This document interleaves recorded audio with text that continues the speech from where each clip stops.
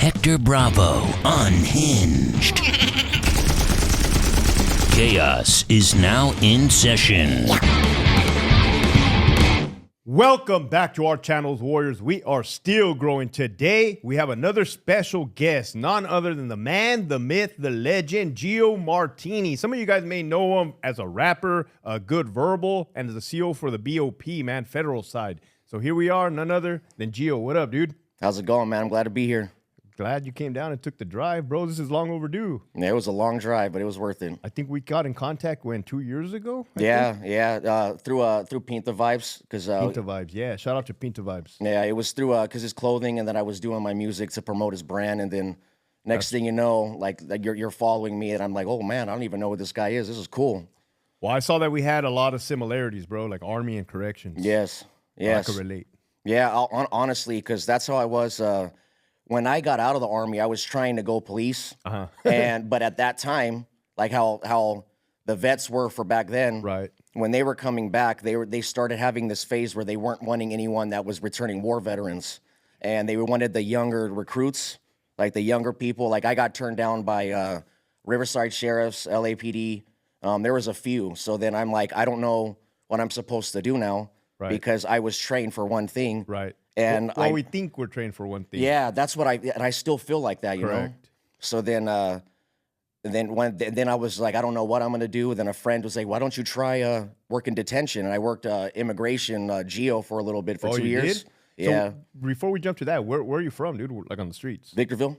Victorville. Yeah. Holy shit! I never met nobody from Victorville, man. That makes two of you guys already. Yeah, like I literally worked where I lived, you know.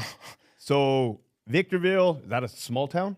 It is. It's getting bigger because when I grew up there, like around 04, 05 is kind of when the markets are really high and people were selling in LA and moving down to Victorville because it was cheaper. Okay. So then you get a huge influx. So what it was when I was a kid, it was super small. Now it's bigger. Right. But it's never gonna be like San Diego big or. Right. When you joined the Geo detention, was that in local, or did you have to? Yeah, that was in Adelanto.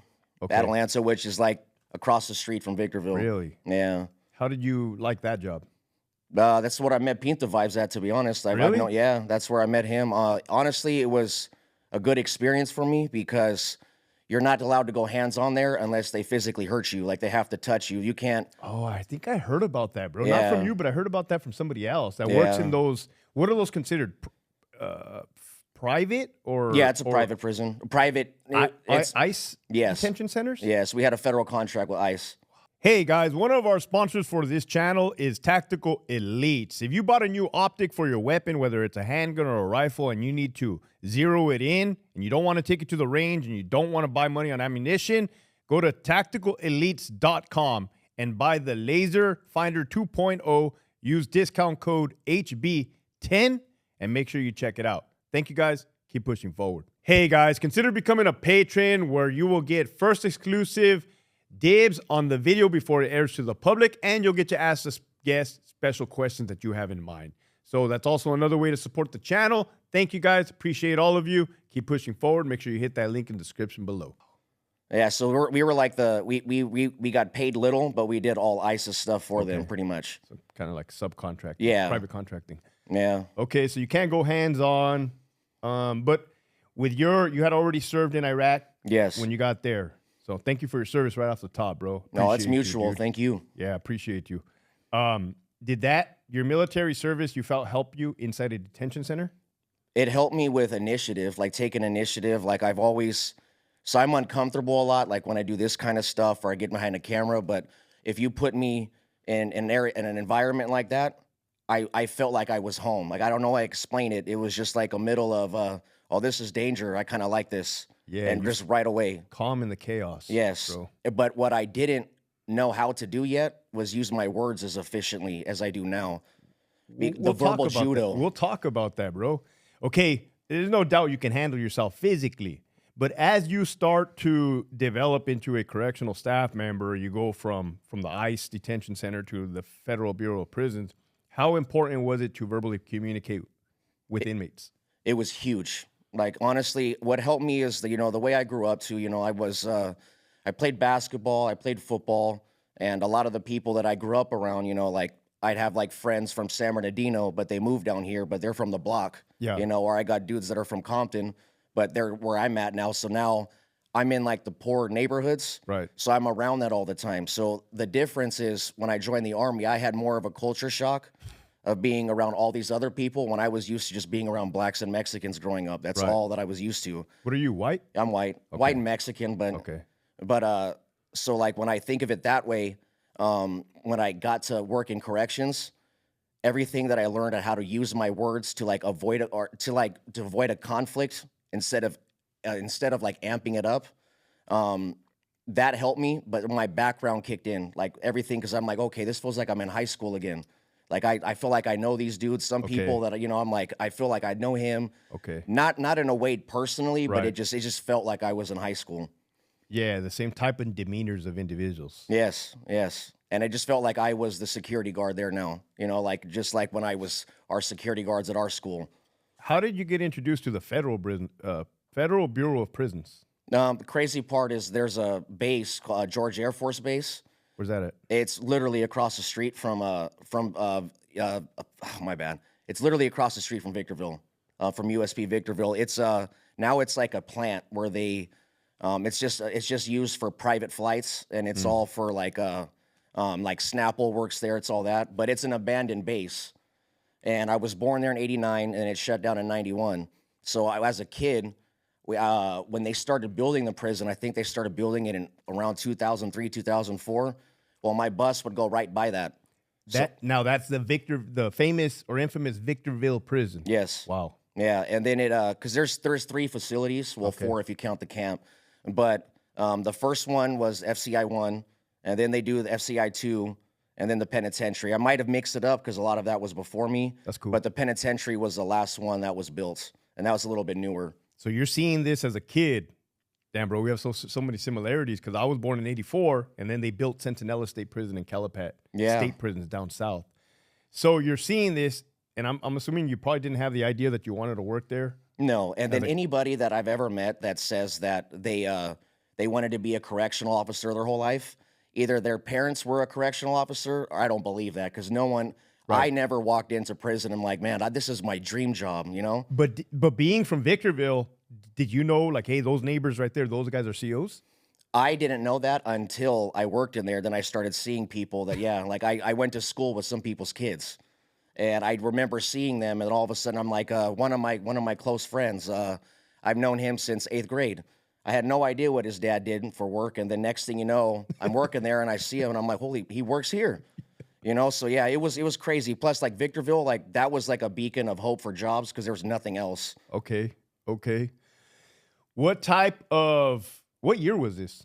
That was when I started. Yeah. 2016. And you started at Victorville? Yes. Holy shit. Yeah. And what type of inmates? I mean, by like levels, if you could explain the federal level system and gangs. So it's everything to max. Not max. There's super max when you go to Colorado. That's where you have like El Chapo and all that. Supermax. Yeah. So we're like literally below that. These guys are like one step away. At the penitentiary, they're like one bad thing away from getting shipped up there. So you have everyone. You have MA there. You have Crips. You have Bloods. You have a lot from the East Coast. Like what kind from the East Coast? A lot of them. That's crazy. Is a lot of people will identify by state there. Like, really? Yes, like if they're from DC or like if they're from Maryland, there's certain spots they'll say, I know DC is not a state, but inmates claim that, and that's where they're from. Because with DC inmates, because it's not a state, everything they do is a federal crime. So like if they get locked up, they're going to a federal prison, unless it's county time. So if they're serving time like that where it's a felony, they're going straight to federal prison. There is no state prison for them. Holy shit, dude. Yeah. How the fuck did I not know that? Or anybody I don't really think knew that. Anybody that works state, a bad time for my phone to ring. Don't trip, homie. That's No. fucking unedited, raw. All right. But no, it's so my bad. Let me backtrack. What are we talking about again? We're talking about fucking DC, that if you commit a crime, you're going straight to the feds. Oh yeah. Well, so with DC, the funny thing about DC inmates too is they don't fall under like some head or some car or whatever. If there's 5 DCs in one room, that each one is their own individual and they're just from the same area. They don't like have each other's back like that. It's more like we had a lot of issues with them the most. Now, if you start beating up one of them, will they have each other's back? No, they walk away. Yeah, they walk away. They walk away. Oh shit. Yeah, That's wild. And honestly, you can Google DC inmates, and you'll see a lot of inmates talking about how much they did not like DC inmates. Like you'll hear from everyone. Oh fuck. Because we're not used to it. East Coast is way different than West Coast. Yeah. In so many ways, man. Yes. Music, culture, in so many ways. Prison. Especially prison politics. So New York Bloods would hate California blood politics because if you're a blood here in California, you're rolling with Bloods. Well, with them, they have a lot of sets and they have a lot of different stuff that they roll with to where they don't want to fall under the same umbrella with the California Bloods, but they have to, and if they don't want to die. But at the same time, so there's always beef between them like that. So there's a separation. So help me understand this. Victorville is in California. If I'm a blood from California, but yet a blood from New York comes, does bloods from California ultimately have control of that? Yes. They do? Yes. Why? Because they're in California? It's because it's a California yard, yes. Wow. Yeah, and then majority of, on the Mexican side, we have a lot of Sereños, and we can't have, like, if you have someone from the north come down there, they're not hitting the yard. No Norteños are hitting our yard. They would be sent into, like, a segregation area when they were just used to transfer. The state was like that up until 2016, 2017. And now you have fucking Norteños down south, dude, in state prisons. What the fuck? Oh, absolutely, dude. Ironwood, Calipat. So that's why it started rocking for, but you have to understand they're not fighting because of the peace treaty. So I'm assuming there's no peace treaty in the feds? No. Well, when I was there, I mean, when I left, it was never like the Norteños would never hit the yard. Like, and then that would be the same thing for like the Texas ABs. They're different than the ABs. Like they're called the Aryan Brotherhoods of Texas. It's a different thing, and them and Aryan Brotherhood don't get along. Really? Yeah. And then it could have changed since I've been, because ever since I left, like I've been out of touch. Right. Now, but when you say they don't get along, is it like on site? There was a war. Yeah. Oh, the war. Yeah. They could not be around each other. You got like, they have a bunch of different stuff that I never really like. Sons of Aryan Circle. They have all these different like subsects and all these. It was hard to track. Now, who's telling you they can't be with each other? Is this something that the higher up administration segregates, or are you on your own, like, or is it policy? Hey, never let these two guys cross paths. I don't believe it's a policy. What it is, it's just it's something they do to avoid problems. Like at what level though? Higher than us. That goes to region. That's like that's way up. That's what they're saying. It honestly, and that's all going from the investigative services, whatever they deem it fit. So it's above our control. Like we don't even know. Like when I work segregation, we don't know who the person is until they get there. Then we find out what they are, and they're like, okay, so when we put him in a cell, we have to make sure that he can't go with a Sereño. I've heard some of your music, right? And I gather that you did work segregation numerous times. What do you guys call that? SHU. SHU. Yeah, the special housing unit. Special housing unit, not security housing unit. No. Now, is there a SHU in the facility of Victorville? Yes, USP Victorville. What is it, a separate part of the prison? For each one is like connected to it's almost like a triangle. Like when I think of it above it, Yeah. The pen, it's all inside the same fence. Is it indoors or outdoor pen, or you got like outdoor recreation? They have outdoor recreation, and then the units are obviously those are inside, but it's more like there's a hallway that connects it all the way around. So you walk all the way around, and there's corridors that lead you to SHU. So it's not a separate building. Okay. But it is tucked away far on the side. Oh, it's tucked away. Over here and over here is where the units. So you got SHU here, and then you got 6 units this way. So if an inmate does something bad, what do? They get escorted by walking to the SHU? Yeah, if they do something bad, we'll cuff them up and then escort them. And then you guys do unclosed body search, maybe wand them. Yeah, the whole procedure. The way it is when you first happens, the SHU staff will be the ones that do all the wanding and all that. Could you walk us through the procedure? Let's say I'm I don't know, Mexican inmate, and I stab another Mexican inmate and I cause great bodily injury. I'm pretty sure I'm going to the SHU, right? Yes. What would be the process from the floor cops all the way to getting them to the SHU? From us, it's immediate. We lock the yard down, like no matter what. Just whatever. If we hear stabbing, every officer in the units Once they hear something getting called over the radio, they'll start locking their units down just in case if they're going to have to be secondary staff to respond. And then us, the responding staff, I work compound a lot other than SHU. And compound, I don't know if you guys call it that in state, but I was a yard officer pretty much all the...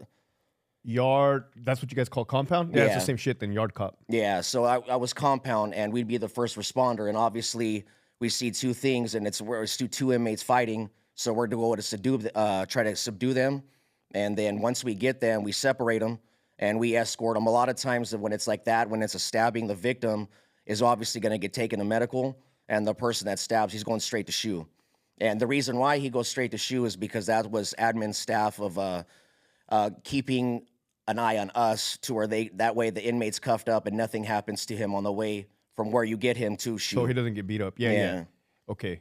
And then SHU staff are ready to receive him? They're probably prepping the cell or getting a bedroll. And yeah, they like when I was in there, if you hear a fight on the yard, we're like, all right, we gotta. You hear that coming out. You have SHU staff that respond out too. So really? So SHU staff responds. Yeah. So there's What's the reason behind that? There's only two because we have the weapons. So if you respond from SHU, you'll get the non-lethal weapons just in case, and you're the last response or the secondary response that, hey, we can't subdue it. We need weapons. What do the weapons consist of? You have the pepper ball. You have the L1 pepper launcher. It's the baton, the foam baton launcher. 40 millimeter? Yes, and then we had the L8s. It's like a circle. It's like a cannon.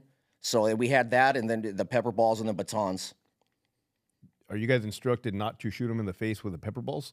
Yes, anywhere that's in the chest and below. But sometimes things happen, you know. Oh, I hear you, man. It's called lag time. They move around. Yeah, exactly. Yeah, I couldn't. My zero wasn't right. You know, I tried. Bro, the wind fucking. Bah. Yeah, yeah. And then after that, once we get them there, then the inmate will stay cuffed up. Both of them will, because then they have to do an after force video, and then they have to get evaluated on camera with medical. That's every incident? Yes, every incident. Holy shit. Yeah, they have to, because then the nurse, obviously if the person is like bleeding out, like it's not like a hold on, keep him like where he's getting transported, you know, he's going to go out, he's going to go to the hospital, but. Now you guys are putting them on video to document injuries, but is there a form to document the injuries? Yes, the lieutenants fill that out. So the lieutenants will have a main sheet, and then medical will have ones where like they say on the video, you know, the inmate has an abrasion right here on right leg, and start pointing out all the stuff, and then they fill out the forms. For us, all we have to do is do a memo saying that what you did while you were participating in the video. Well, that's cool. So what does the SHU setup look like? Does it look like lower tier, higher tier? Yes, we had 6 ranges.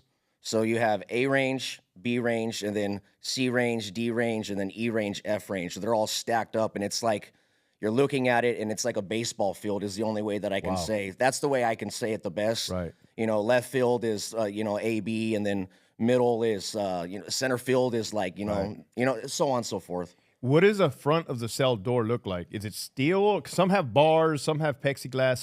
It's a steel door. Like it's solid steel with windows? Yeah, with like a little window like about this big and like about like that. Food port on there? Yes. The food slot, I hated that. Why? Because inmates would hold it a lot and we couldn't do anything about it. So like if we go to open the trap and you go to feed them, they stick their arm out and I want to speak to a lieutenant. And then, now, did you ever hear any old folk tales that maybe back in the day they used to break their fucking arm in the food port? Oh yeah, you've heard that, absolutely. Because, I mean, there's always days where people talk about, in the past where, like, there's no cameras, right. Stuff happens. Oh, is there cameras in your day and age? Yeah. When I got there, it was. So there was? I don't know when the cameras got installed, but there's a lot of OGs people that would talk about when there weren't, like, inmates would tell, I was here in 06, and they didn't have cameras back then, and I'm like, I don't know when all that got instituted, so. So as a federal cop, you see an inmate stick his hand out the food port. What is your policy supposed to? You talk to him first. You talk to him, try to see what's going on, and if he doesn't comply, then you would walk off the range, and then you would tell the lieutenant what's going on, and then the lieutenant would go down there and speak. But meanwhile, until someone comes down there, every time like you do a round, you go with another staff member, and they'll come with shields where they'll put it over the trap so they won't throw anything on you. Because I've had feces thrown on me, and oh, you have? Absolutely. You've been gassed, dude? Absolutely. In my right here on my neck, and then on my there was 2 incidents. I won't go into full detail on them, but the inmate just had, it was just runny shit. in a fucking cup. no, dude. Yeah, and so the person before is the one that pissed this inmate off. Yeah. And we didn't use the shield on that because we were wrong. I was supposed to do that. And when we walked by, I got shit thrown on me, and it was right in my fucking neck. He had his arm out the food port? Yes. So basically, the staff member before you pissed him off. Mm-hmm. He was holding the food port. You failed to take the shield. Yeah. And boom, he flung some dookie. Because he was mad at the other person, Right. so that's what he was expecting to come down. So do you have a body alarm on you or a radio? Yeah, radio. It's a body alarm. And what do? You call in. What would a code sound like that if you're getting gassed? What that is just staff needs assistance. As quick as you can say it, because when you say that, like the cavalry's coming. Everybody that's able-bodied, like I know it's different with state, but like our medical staff will respond. You'll have psychologists that respond. Damn. Yeah, if they have cuffs and they have spray, if they haven't that, they're responding. I didn't realize that the feds were so like on point like that, bro. Because I had zero knowledge. So. It's because everyone that's not like a chaplain or certain other spots, they go through the same law enforcement academy that we do. Yeah. So then the idea is they kind of like model the Marines. It's every correctional officer. We're all correctional officers first. Yeah. But that's also a way that they use to cut our posts, though, because like we need more actual correctional staff on the yard. Right. But we can cut it back a little bit because we have a teacher back there that can do the job, but he's not on the yard. It's politics, dude. Yeah, it's politics, absolutely. The machine. Yeah. So, damn, dude. Do you get to go home? Do you get to leave immediately to go to the hospital and get seen, or how does that process go? Yes. You get what it is you'll get like a form that you fill out. And then me, because I didn't ingest anything, like it was just on here. I didn't have to take the cocktail that you're supposed to take. But that was also like something of precaution if you want to, but I didn't want to take it. And then medical evaluates you, ask if you're okay and if you want to go home or not. You know, like if you want days off or whatever. Like it's just a continuation of pay, COP. Did it piss you off? Oh hell yeah, it did. How mad were you? I'm mad enough that if it happened, like, honestly, I wanted to kill the motherfucker. I'm not going to lie. Like, that was the immediate feeling of anger. No, I agree. Because thank God I was never gassed. Yeah. But I feel I would be that highly upset. Dude. Oh, I wanted to kill that motherfucker. Like, I still remember his face. I'll never, I won't say his name. I still remember the motherfucker. And, like, so much that, like, 4 years down the line, he's back in Victorville again. But this time he was in our transfer unit. And that's just a unit where like a bus will drop him off for like the night and they'll ship out either a week from now or today. And he was in there, but I can't do anything again because he's behind a door. Right. You know, so shit talking all over. So real quick, inmates like that, are they common or are they like the few in between? They're not common. They're not common. No, it's not like it's. Well, it depends. It depends, honestly, because it depends on, like, the waves, because sometimes you'll have, you know, February this year, all of a sudden, everyone's getting shit down, you know? But a lot of it's always, almost all the time from the East Coast.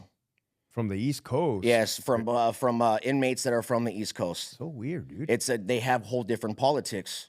It's not weird because in the state, they're all West Coast, and that's normal, bro. Like them acting out of pocket like that is normal, especially in places like Donovan or the mental health prisons. Yeah, when we got an influx back in like the COVID, when it stopped all the transfers, well, we had a bunch of we had a thing called SMU. It's a special management unit that like inmates that were deemed too much for SHU, but it's like a psychological thing. They'll send them over there, but we had like 70 of them on holdover. Yeah. And people were getting shit down a lot. So that's what I mean when it comes in waves. Like we had a whole range that they thought was a cool range to make because it was called a gunner range. I don't know if we call inmates that pull out their dicks and beat off to female staff gunners. Oh, we don't call them gunners. Yeah, well, there's a lot of that. Correct. And from the East Coast? Yeah, absolutely. And DC is DC. And I love talking shit about DC. Like, I don't care. I love it, yes. Well, it seems like they do too. Yeah, so I would talk shit all the fucking day. I did not like DCs. Anyone from the District of Maryland, they call it DMV. So you got DC, you got Maryland, and you got Virginia, that whole area. Let me ask you something, man. Honest question. I know your background because it's similar to mine. You know people that are solid and people that will get down. Right? Yes. People that are down for theirs. Yes. Do you dislike them because maybe they're all bark and no bite? Yes, because and a lot of times it's exactly what that is. And they're the loudest in SHU and they're the quietest outside.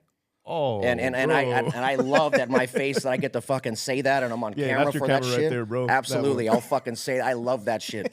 Like I love saying that because that's exactly what it is. But you see how I'm tracking? Like I totally Yeah. understand it, and that shit Yeah. agitates me too, man. Especially you don't want poop flung in your fucking face. Yeah, yeah. And then honestly, not to go on this, but you know I looked up on YouTube to show a friend, and it was this Mexican dude talking about DC inmates, and he said, I don't know what it is about DC, but they are certified booty warriors, and that's because for some reason there is a lot of uncondoned. Obviously, there's a lot of rape coming from that side. Well, let me ask you this, man. I mean, I know how the Sureños get down. I know how the whites get down.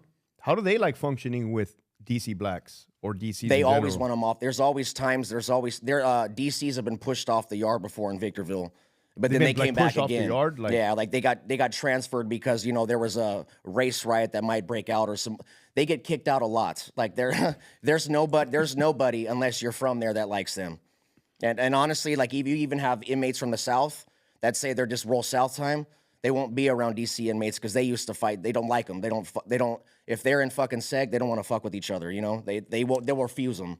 Damn, I'm learning all this new shit, dude. I never knew how the feds got down. Another thing but the thing that sucks about the feds too, they like to play inmate politics. Like Who does? the SIA staff, like above all that. And the reason why I say that is you get two guys that come in and you need to put them in a cell. Well, they're asking them, who do you roll with? And then they're like, no, I don't take anybody from this. And it's like, you're in seg, motherfucker. Like, Right. you guys are on good, and this is the only cell. You're going to take them whether or not. And they'll sit there, and sometimes they'll barter with them to try to make the situation go away. So these motherfuckers know that they yell louder, and they bitch and cry, say, I need to fucking see psychology, and then they get what they want. Not all the time, but oftentimes it happened a lot. Let's talk about that. You're a father as well, right? Yeah, absolutely. You're a military combat veteran. Yes. You worked in a prison around predators, Yes. violent individuals. Yes. From your experience, is it beneficial to barter with inmates? Absolutely not. Could you No. elaborate on that? For Does that me, enable more bad behavior? for me, it's like people like they'll try to say they're humans too, and I'm like, okay, but listen, when your kid fucks up, like if he breaks a window in the house on purpose, you're like, you know what? What if I gave you a PlayStation to play right now? Would it make you feel better? Like would it alleviate all this?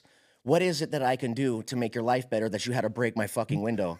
Like what do I have to do to make you feel better? And that's shit we fucking did. And it's not we like the lower staff. Oh, It's I get above it. us. Oh, I fucking get Yeah, it, bro. like, There's a reason why I quit. There's a guy before me, they called him fucking Captain Honey Buns. And that's because this motherfucker would give honey buns to inmates and shoot to shut them up, to calm them down. I've seen another lieutenant that it was during COVID, obviously, and they were getting bag lunches. Well, there was one specific range, only one range, and it was also B range, this range right there. It was pretty much a lot of DCs at that time. It was pretty much the whole range. No other range did this, but they boarded up and they refused the food. Well, we had this fucking lieutenant, like his hair would like float in the air when he'd walk. It looked like he was a cartoon. What do you mean, Tight ass what do you mean pants. float? How are they doing it? It's because there was not much left, but he kept some there, so it just kind of sticks up here Yeah, and like floats. frizzy. Yeah, and he wore tight ass fucking pants. Well, he went down there, and eventually, after he talked to him, he called food service and told them to get them extra chips. No. So guess what happened after that? So that was like 3 p.m. No. Well, the next day, the range upstairs is like, oh, I'm gonna throw you up, guys dude. got chips? I'm gonna so they throw boarded up, up. bro. And they were expecting the same thing. Did they get the same thing? Fuck no, because that motherfucker was not there. Like we had real lieutenants in the daytime, Yeah. So yeah, that's how it worked, man. Yeah. Oh, I get it, bro. So with all this being, did you end up promoting, or did you ever go up the chain? The way it is there, like you start off is like there's 3 pay scales within it. You have GS6, GS7, and then GS8. But at the time for GS8, that's just senior officer specialist. Yeah. At the time, it used to be competitive. Like once they open it, people will put in for it, and then you will get, and hopefully you get selected. But now they made it to, because they have such a short a hiring that they make that 8's automatic now, and lieutenant is 9 and above. I was one of the last ones to be on the part where you get selected for your 8, And that's where I was. I was almost a maxed out 8. But did you ever want to be a lieutenant? Because you were looking at all the other lame lieutenants. And Well, you're up until my good verbal page, yeah, I was thinking about it. Like, honestly, I had a lot of wardens that were wanting me to become one. what was the motivation factor behind that? Because you felt you could do a better job than certain ones? Yeah, because I'm not fucking scared. Like, and I don't mean it in a way like I'm more vicious than anyone. If someone is fucking up, if an inmate fucks up, it would fix this motherfucker. It's almost an easy concept. Yeah, to me, absolutely. I don't see any other way. And me, I don't play politics. Like, I don't give a fuck if this warden doesn't like shit. Well, if I'm running this motherfucker, you're just on the top and you're there to back me up. So if you're gonna tell me that I can't do something, well, I'm gonna do my job, and you're just gonna have to deal with it. What was your MOS in the Army? Infantry. You believe that you learned some of that from there? Yes, because I remember them saying if you want to be an NCO, the best way to be an NCO is if you know that you answered the question wrong, but the fact that you answered it, still stand on it because you know it. You have to know what you say. You have to believe in everything you say. So in my mind, that did carry over. Like, if I know that I think I'm right in this situation, you or anybody can't tell me a fucking thing. And if I'm the only one doing it, cool. I'm the only one doing it because I won't tell anyone. I can tell them myself, so that's my mind. Like, by any means fucking necessary.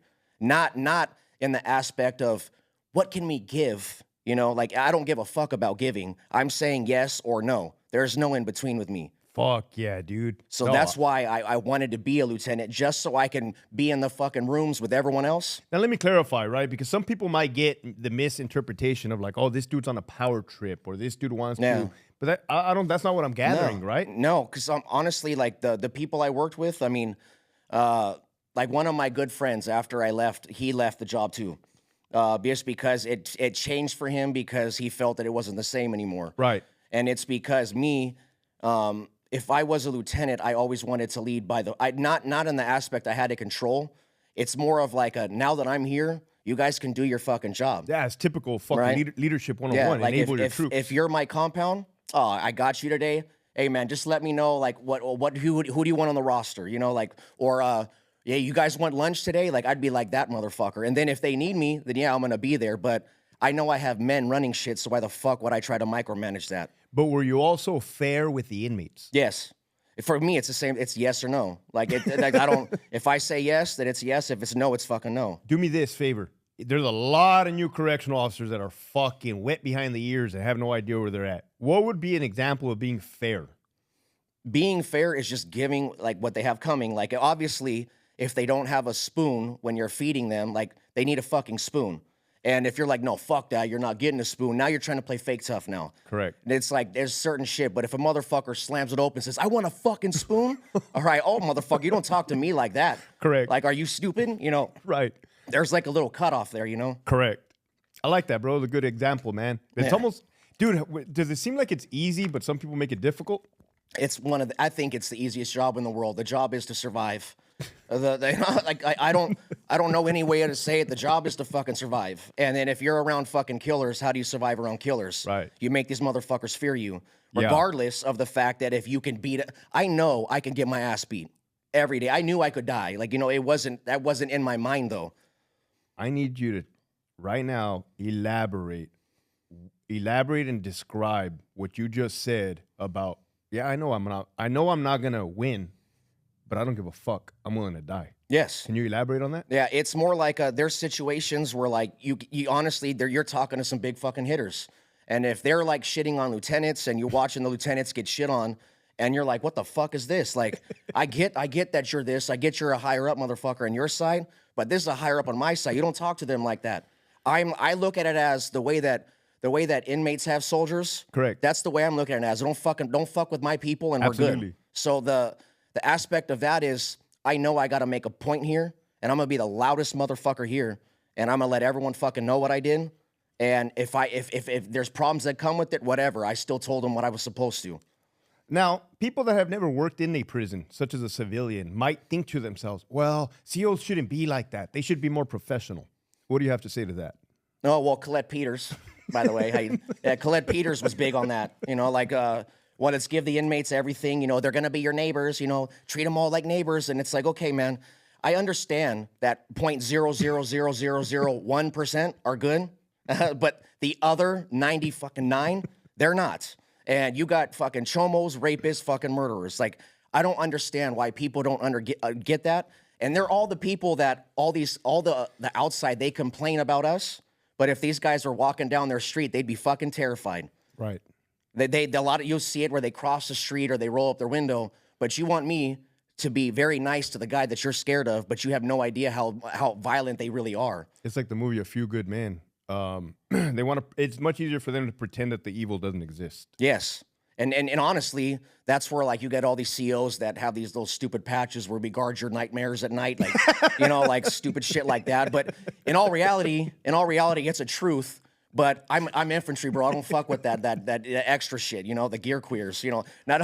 I know that's not proper. To say, we but can say gear queers by all means. Yeah, man. Fucking gear queers. Okay. With that being said, you were a CO. Were you able to identify other COs that acted tough but weren't about the business? Absolutely.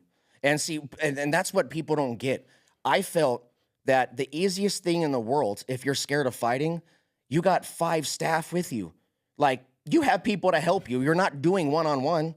Like, why the fuck is that so hard for people to grasp? Why are you scared? And it's more like it's not an absence of fear. Like, it's always there. Like, I fucking know. Like, I get the jitters. I get nervous the whole time. It's just more like when your alarm goes off, you know that you just have to get up. You can't, the longer you sit there, it's still going to keep ringing. It's still going to fucking be there. The only way to turn it off is get the fuck up. And whatever happens, happens. Correct. And that's the only way I see that. So when people don't look at it that way, or when you hear someone like me talking like this, oh, this motherfucker, he thinks he's a badass. No.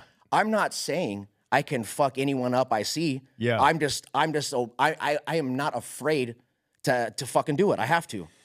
Like, there's no other choice for me. I'm good at reading people, bro. I can tell you are not reckless, bro. That you are fucking calculated. Yes, like that's all. And people see that they see me as reckless, but they also don't really know me. No, you're not reckless, And bro. for the first 3 years of my career, though, I got into it with a lot of lieutenants. A lot of people did not fucking like me. Yeah. Until they started realizing, because they would see how I would talk to an inmate one time, and they're like, hey, you can't be talking to like that. I'm like, you don't know what fucking happened, but okay. Whatever, that's fine, I'll listen. Yeah. But I really didn't. I just played the part. But then, like, when I worked in SHU, people like lieutenants would come down and they would hear about, they're going to be my lieutenant for the next quarter. And they're warning them, like, hey, be careful about Martini. He's a fucking hothead down there. He's a wild child. Mind you, I never got a case or was kicked out of anything. Like, I did everything I was supposed to. The difference is my reaction was great, right? If some guy fucking flinches at me, I don't think about it. And be like, did he just flinch at me? Correct. Let's fight him. No, he flinched at me. I'm tackling him right now. So, but people don't understand that I was just ready to go all the time. With those incidents that you were involved in, were you also getting dragged into investigations? I honestly, no. I never got, the only thing that I would have is, they would go off my memo, but no one ever pulled me okay, I'll say, you know what, I'll backtrack. My second week in the Bureau, I had just working there. Me and my friend were working the same courtyard. Well, this other inmate, my first time being there, this other inmate got into another staff, and I responded, and I fucking did what I was supposed to. Yeah. Not thinking about anything else. And I'm like, oh shit, I get to fight finally, and I'm there. Right. The inmate, like they always do, say some stupid shit about, oh, he put a finger in my butt, he did all this, and blah, blah, blah, all the gay shit. And then I get pulled into an office, and his lieutenant said, hey, man, so the inmate said that he has a really deep voice. The inmate said that there was a camera and showing that an officer was hitting him in the face.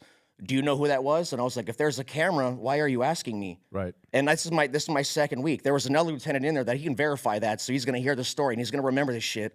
And he just kind of smiles and he goes, well, no, I need to hear from you. And I was like, well, I'm not paying attention to what other people are doing. I was trying to get his hands, tied up. That's all I care about. So you didn't notice that? No, I didn't see anything.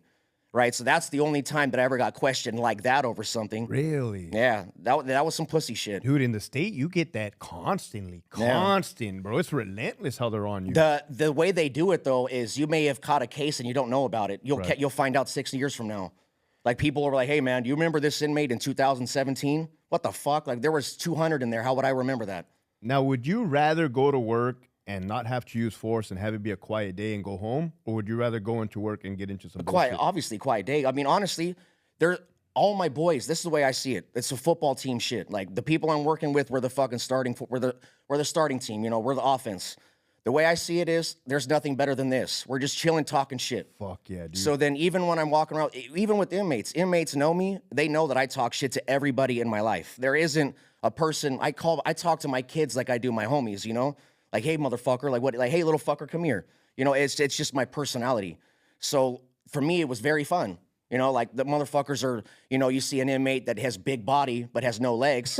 You know, it's like, hey, man, like, when are you going to start doing fucking squats? You got nothing but time. Yeah. You know, and I talk shit all the time. No, some people have that style, dude. Some people have that Yeah. style. That was your style. Absolutely. And some people would some people would be like, hey, man, like, how do you get away with that? I'm like, it's not getting away with it. I'm not pretending. I'm not doing anything. I'm just being myself. Correct. If you're quiet, you're a quiet person. Right.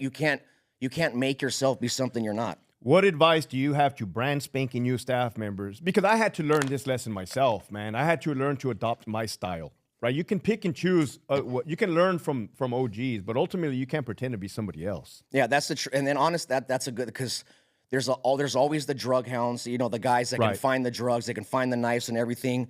But then you got the people that are good with their mouth, the way Right. they talk, they can de-escalate situations.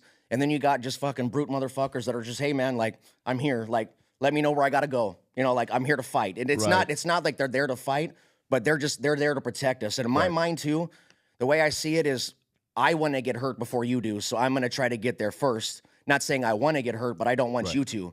So it's just a lot of different. The way I say it is, whatever you are, be that. I'm not saying if you're a pussy, be a pussy all the time. But what I'm saying is, like, if you as a person are kind of quiet and reserved, don't try to overspeak or don't try to overtalk about stuff you don't know, just so you can be in a conversation. You see people there that were never around gangs in their life. Next thing you know, they're hearing all these cool nicknames about inmates, and then they're talking about them now in their nicknames, and they feel cool about it. They're like, hey, well, this guy said this, and all the little joker said this. And it's like, motherfucker, aren't you from Kansas? But the inmates can see right through that, right? Oh, they do all the time. I mean, honestly, that's what their job. If I was sitting somewhere for 24 hours and I had no choice, or I'm locked up in a place, who the fuck else do I have to study? Correct. Who the fuck else? I'm not gonna sit there and stare at an inmate, because then eventually we're gonna fight. Right. I can just look at staff all day. I could see how they talk to other staff. That's where it matters. That's where inmates really see it. How do you talk to staff? Like, how are you around them? Are you quiet? You're a loud shit-talking motherfucker to us, but how are you with staff? If staff's always messing with you, or like fucking with you, or you're like quiet around them, the inmates are like, oh, okay, so this guy's just pretending. That's just one story. You know, it's just, Correct. I'm like, the way I am right now, I'm like this everywhere. Like, if I get into with someone at Walmart, I'm yelling, you know, I can't help it. Yeah. Do you, how did you get into good verbal? Where did that idea come from? So because I talk so much shit, I was like, you know what? What if I started making fun of shit that I already do and just put it out there and see what happens? But incognito, though. Yes. Was that your plan? Yes and no. Because at the same time, I don't like how everyone lives with this fear of, like, you can't say shit. And it's more like listen, the only time that my mouth was like handicapped or like I was a bitch, I always say this: no one will ever treat me like a private ever again. Right. I've been a private. When you're a private, that's the lowest form you can be, because you have no choice. You got to listen. Like, fucking, if you don't, you're going to get fucked up. Yeah. You know, you got no choice. And then you get specialists. Once you start getting up there, then you're like, oh, you got some little perks now. E4 Mafia. Yeah, and you can't say shit when you're in there. You can't talk about you're the president. You can't talk about who you don't like. No politics. Like, you're kind of handicapped on that. It's kind of the same with the federal government, but it's less because we're still civilians. So for me, I'm like, you know what? Fuck that. Like, the more and more I do this, like, it's gonna eventually. I do want to put my face out there, because then, plus I made my music, you know. So it kind of just all kind of tagged into it. And what I started doing was like, hey man, have you ever heard about that new page? And they're like, what? Like, at work? Like, I know word of mouth spreads because you went to Glencoe, right? Or you're a transfer from, say you're a transfer from the East Coast and you worked at Big Sandy. And I tell you about the page, you look it up. If you even think it's funny, right, you might tell your homies back in Big Sandy that look it up. And Big Sandy will tell freaking USP Florence, you know, like, hey, I had a homie that worked, hey, did you look up? So it starts spreading like that. So that's the way I did that. Is that what happened? Yeah. So you created the page Good Verbal on Instagram? Yes. And then you would go to work and be like, hey guys, did you guys check out this new page? Yeah. And Or I'd post it on my story, you know, on my regular music page story, just acting like I followed the page. How big was the growth? Like when people did it reach a time where it started catching fire? Like Yeah, like there was like I got like my messages would annoy me. Like Okay. it was nonstop. And see what the reason why it grew is on Fridays I had like discussion Friday, and to this day, so everyone fucking knows, when I went through my case, they actually asked me if I would release names of anybody that fucking commented on there, and I said no. And anyone that wants to prove that, I'll pull my fucking paperwork out and we'll do another one, and I'll show each fucking thing. I'm the only person that went down for this, the only one. I said it right now, just me. I had to clarify that. So they asked me if the Instagram names of people that commented some shit, if I could, tell on that. like identify them? Yes. Fuck that. Yeah, Dude. and all it is there was some funny shit. Like there was one I'll always remember. They call this I forget what prison it was, but they call him Foreskin. And the reason why they call him Foreskin is when he stripped out the inmate, he or patted him down. You know, the whole when you're supposed to tell, like you tell the inmate, like separate your dick from your balls, or like if they have the fucking the sleeve, you know, like they peel it back to make sure there's nothing in there. Well, apparently he's the one that peeled it back. No. Yeah, swear to God. And then honestly, when someone put that and I posted it, I had so many comments about everybody knowing exactly who the fuck that was. So it got funny. It started becoming like, now it's the compound office on Fridays. Now it's the shoe office on Fridays. Now we're just fucking joking. We're talking shit. And what I fucked up was it would be like, well, just this isn't a real name, but they were like, well, Mrs. Peters does this and this, and I'd put that on there. So then they think I'm calling out real staff, like people that I know, but I don't know them. So me, I don't think it's really I don't think that I'm doing any harm to anybody in my mind. Obviously, it kind of fucks with people because I don't take anything on social media personal. Yeah. You know, like, but a lot of people do. So I guess there were complaints, but all that. But Were they formal complaints? it was more that they were bitching to wherever they were at. Like they're complaining about it. Then the wardens are talking about it. Next thing you know, they're having conferences and meetings. And then, everyone, like it's the whole table is all of a sudden starting to hear, and then it gets to DC. It got to DC. Yeah. It got to Colette Peters. She's literally, Colette, I've tried to add you on LinkedIn. I don't know why you're not following me back. Like, I think we have a connection. The same guy that fired you. Like, we have a little connection there. I agree, man. Was there one post specifically that caught DC's attention, or was it the whole? The one that she mentioned, I guess, in the investigation the most was FCI Dublin. That was the one where everyone hears about warden got locked up for sleeping with female inmates and all this shit. There's like 20 staff. Yeah, I saw that recently. Yeah, so if that show Orange is the New Black? Yeah. There's like a scene where like a lieutenant he proposes to an inmate, and he like and then they're gonna get married. So I put on there, and I'm talking shit about staff, and they don't understand this. They flipped it a different way. What I'm talking about is I put on there, why have Tinder outside when you can have Tinder, jail Tinder, something like that. Just swipe left, you get a new inmate, like shit like that. It's funny as fuck, and then especially that video, and it says FCI Dublin on top of it. Like I'm talking shit about it, and then they flipped it as he's making fun of the inmates that were sexually assaulted. I'm like, no, I'm making fun of the motherfuckers that make a lot of money, and for some reason they would waste their life on them when they could just go get a fucking hooker. Correct. Like that. You could go get no guy in this world should ever say, man, I just can't get pussy. Well, you know what? There's literally every avenue that you can possibly find to buy the shit. So why the fuck would you do it inside? So to me, that's because they're soft that I'm making fun of. I'm making fun of staff that have done that. What about female officers that sleep with male inmates? Same thing. I made a few of those. And those ones, everything about like that kind of stuff I did. And then I also made fun of a lot of like the badge bunnies. Like everyone was. Right. Well, and I'll say this, and I don't give a fuck what it gets. When a girl says she's a 0 outside, the minute she walks in this fucking prison, she's a 6 to staff, and she's a 10 to inmates. Right. So she has a pick of everything. But you also get the ones that they're good looking and they know that. And what they do is they like hanging around the people they think they're going to get them the easiest time in life, like being around compounds so I don't have to be in the units, or I'm going to be in the lieutenant's office all the time and flirt with him a little bit and get my days off. And I made fun of those. So ultimately, Charlie's Angels? Yeah. So ultimately, were you ever pulled in for questioning? No. Yes. Okay. All right. So this is where it gets crazy. And I'm not ever going to mention this person's name. And I'll let everyone decide what they think from this.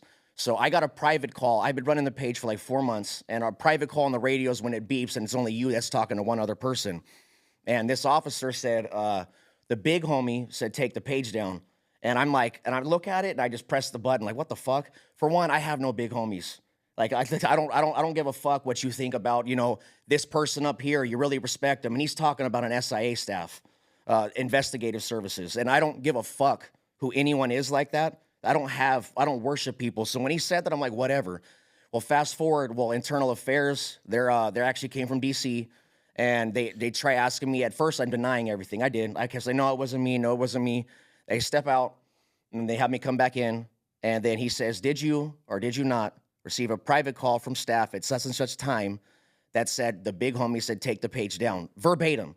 And he said, before you answer, there was SIA staff present for that, other SIA staff for that, internal affairs. So what the fuck would anyone think in my shoes in that situation? I was set up. That's so unprofessional, though. That's so unprofessional of them to do that. I mean, did they think they had something to stand on by saying, hey, did they think they were giving you an out by saying the big homie said to take it on your page? That's what my old friend, that's what he said is what it is, that they set him up and he had no idea what it was. But I do know that was like, I felt like it was a way to get confirmation. And honestly, this is the way I see it. Like, if I knew some person was doing that and they just come to me and say, hey, call him on the radio and say, take it down. The fuck? I don't even know what you're talking about. Why would I call someone? I don't even know who runs that page. Like, why would I put myself, when I have a friend, if it's my friend, why would I put myself in a spot to set my own friend up? You know, you get what I'm saying? So ultimately, what was the outcome of that interview? After that, they asked if it was me, and I'm like, yes, it was me. I admitted to all the shit. I have no choice now, you know, like, because there was a lot of stuff that they pulled it up, and I'm like, you know, at this point, because he said that, the guy was like, I'm going to be honest with you. The director really can't stand all the stuff that you've been posting. And I'm like, oh, regional? And he was like, no, like the director, like Colette Peters. How much of the stuff you were posting was 100% accurate? Every single one of them? And facts. All of them. All of them.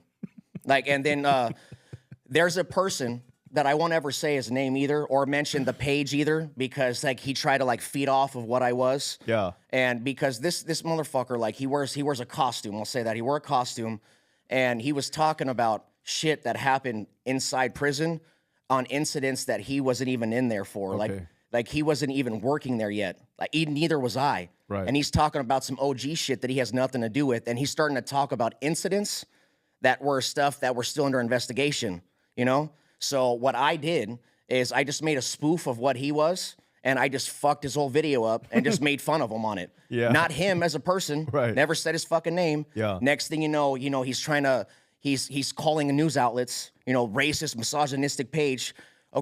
One thing that I got, where this inmate was like, he was fighting back. It was a black dude. He was starting the shit, and I was like, when an inmate gets checked or some shit like that.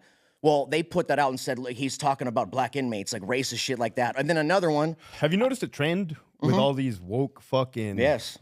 Have you noticed a trend how they'll mix shit up? And that's what's crazy is I posted one where there's like this scene where it's this big black dude and Justin Bieber sitting next to him. And I put when a DC meets a chomo. Oh, and so they thought that I was calling the black dude chomo. And I don't give a fuck what anyone says. And I hate to say it because I'm white. Majority of the chomos that I've met are all fucking white for the most part. Yeah, old men. It's white people. And so the chomo is Justin Bieber. And plus the DC would be the black. And DC, the booty warrior, you know? So you put two and two together. Yeah. You put them in it's a joke. If they're cellies, what's going to happen with that, you know? Yeah, yeah. So then, but they turned that saying that I was talking shit about black inmates. And then I'm misogynistic. So basically they didn't like your fucking page and they just ran with a narrative like, hey, this fool's fucking racist and misogynistic. Yes. The I'm bullied tribe, they all got together and like, hey, we don't like that he's calling stuff that really what it is. I made fun of fat people. Like, a fat officer is a fat officer. Like, I don't give a fuck what it is. You're fat as fuck. You don't need to be in it. So were you penalized? Did they drop the hammer on you? So it got down to the end where they proposed my termination. That came down from the director. So there's two sessions to it. The first one, they're like, hey, because it gets down to the warden. And after region or after the director says what they recommend, And then it goes down to the warden at whatever complex. It's their final decision. So this little lapdog, a little warden, little lapdog bitch, he was one of those guys that it's like, well, mom said do this or dad said do this, so I'm gonna do it. Right. You know, I'm sorry, I didn't mean to do this, but I'm gonna have to propose this. Spineless. Yeah, so I could have went back for a second time and got the final, but I didn't want to go through fucking 6 years of fighting the federal government over a goddamn Instagram page. Fuck. You know what I'm saying? Did they ever tell you to take it down? That was the big homie said take it down. That's what the warning was. That's what they say. And then when I didn't take it down, then I got cornered by SIA telling me I need to take it down. So they tried, but at the same time, the way I saw it though, if they told me to take it down, I was already 3 months in. If they're saying that, I already know that there's nothing stopping it. I already know that it's already, I can take it down now. I'm still getting in trouble. Correct. So if I'm still getting in trouble. Fucking kamikaze mission, bro. Yeah. So I already knew. Do you see a direct correlation between them trying to silence you versus like the Italian mob trying to silence their people? Yes, honestly. And the reason being is it got more to what than people think because I started posting mental health stuff. And, you know, I had people writing me saying, hey, I've been going through a lot. I've went through a divorce. This is giving me something to laugh about. I appreciate what you do. And this motherfucker's from, you know, I started getting added to union pages. Like other facilities, unions liked what I did, and I would fucking go onto theirs and I'd comment. You know, some union in Thompson or whatever. Just say to that prison, they're having like a ball on Friday, and I just comment on there like, "Am I invited?" You know, just joking shit. And everyone knows what my page is, so everyone's laughing, commenting back. And then I get on Facebook was my favorite because Facebook is like where old heads still don't want to go into Instagram, so they still have it, you know?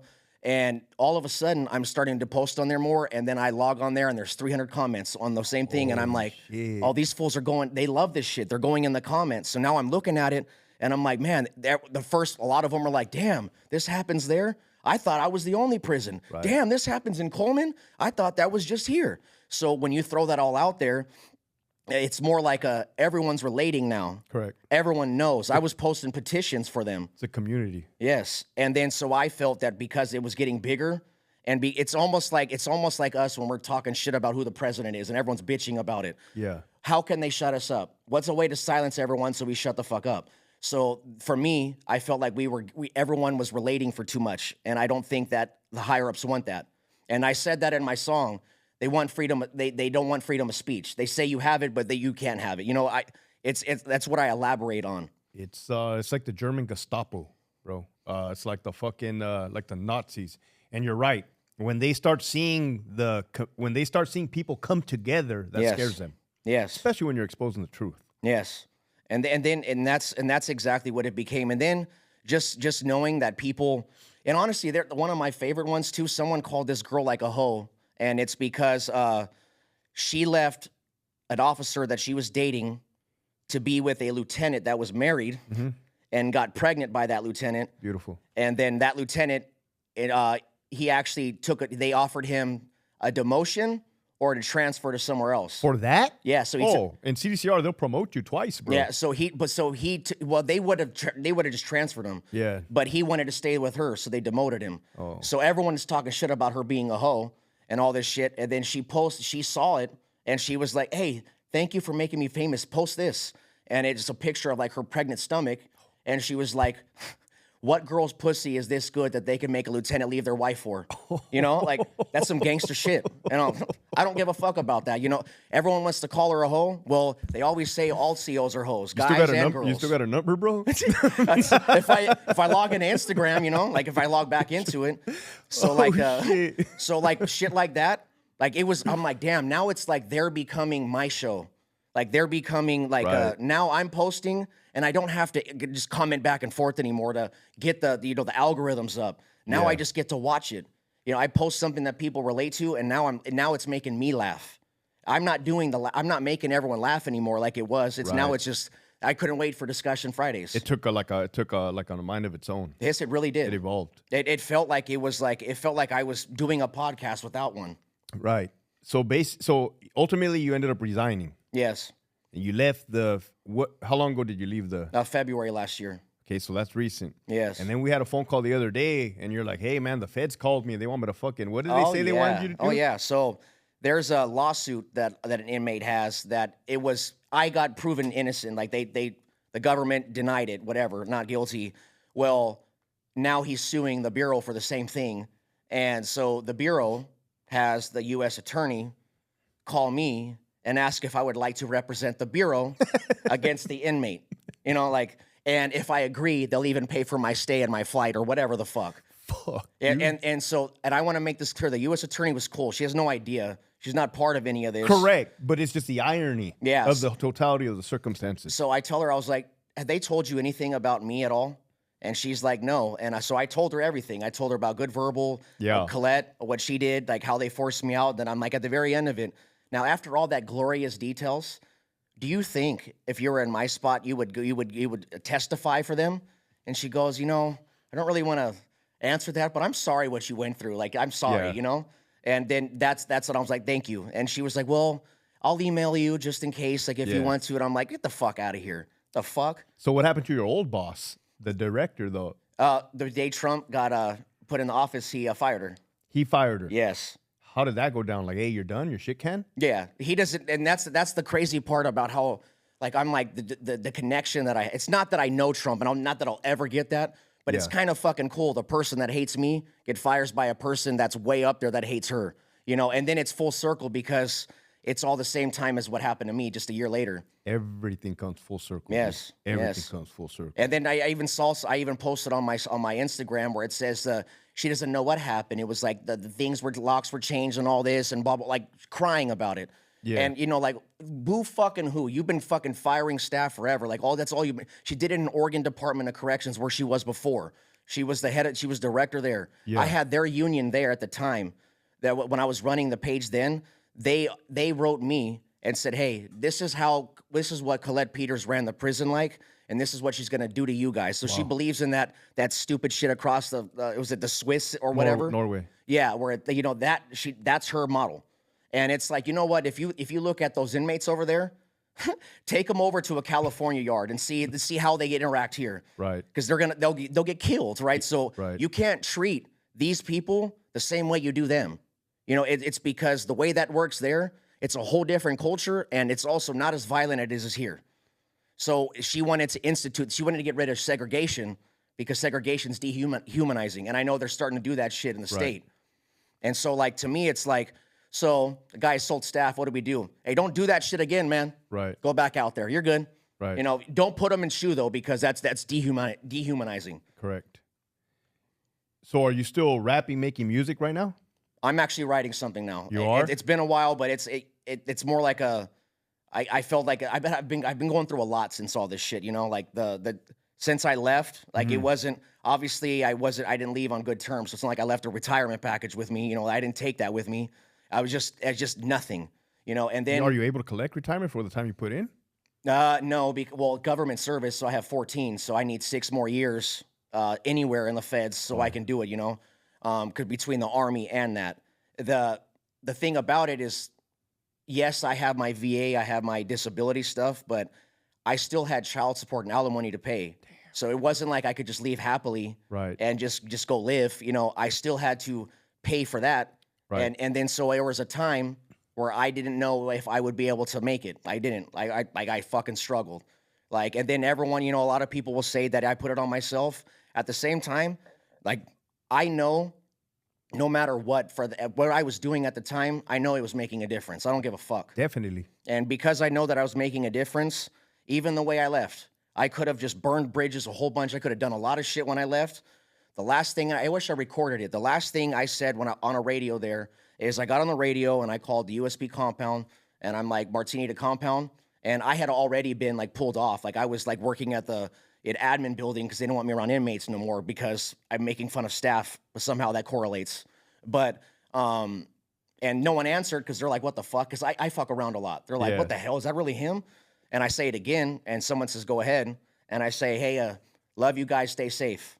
And I had a good 3 minutes where I had people responding back to me. And I just want everyone that did, that shit meant a lot to me. Hell yeah, dude. So that meant a lot to me. So Victorville itself, the only people that will have anything bad to say about me are haters. Like, and I don't like saying that word hater. Everyone says that shit. Correct. People that just could not be me. I don't give a fuck what that is. and it's not like it's not like I'm arrogant. It's I can get along with everybody. The problem is people don't like how I am, right? If you're not a strong-willed person, you don't like strong-willed people.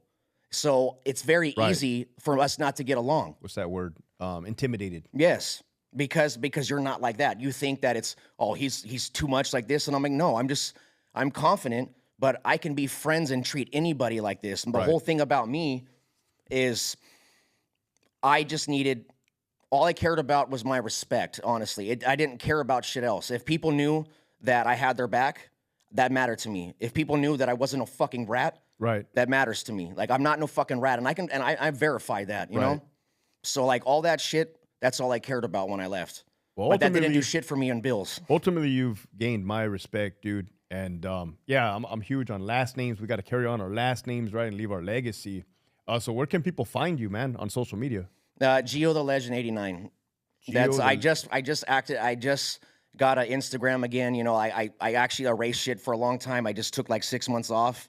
I mean, you got to make a comeback, bro. Yeah, you got to make a comeback. I was telling you earlier, you got the personality, dude. I'm thinking about it. You know, this is new for me. This is the first time ever doing shit like this. We'll link up, dude. Yeah. Fucking bounce ideas back and forth.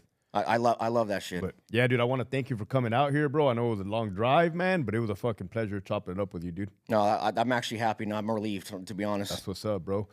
So there you guys have it, folks. Another banger. You guys wanted to hear from somebody from the federal side of corrections. None other than the man, the myth, the legend, Gio Martini. Love you guys. Keep pushing forward. Thank you. Unhinged mind, Hector's legend engraved. Living life raw, never been tamed. From the hood to the pen, truth and tales pen. Hector Bravo unhinged, story never ends.